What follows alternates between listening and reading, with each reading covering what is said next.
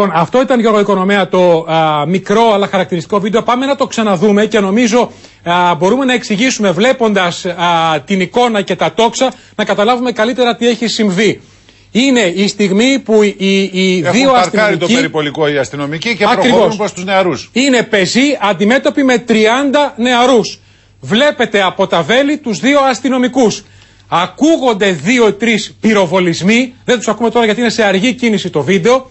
Ο ένας αστυνομικός που είναι στο επάνω μέρος της οθόνης, αυτός που δεν έχει πυροβολήσει, φεύγει. Ο δεύτερος, ενώ βλέπει το παιδί αιμόφυρτο, απομακρύνεται σαν να μην έχει συμβεί τίποτα.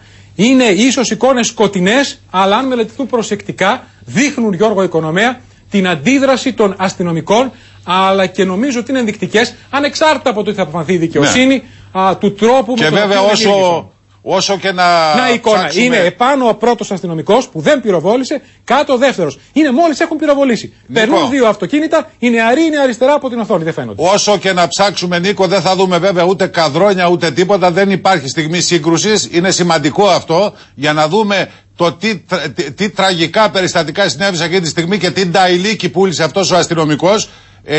Παρκάζοντας το περιπολικό και πηγαίνοντας κατευθείαν απάνω σε 30 νεαρά παιδιά, τα οποία είχαν πάει εκεί να γιορτάσουν με τους φίλους τους τη γιορτή κάποιου συμμαθητή τους. Αυτή είναι η πραγματικότητα και αυτό είναι το μέγα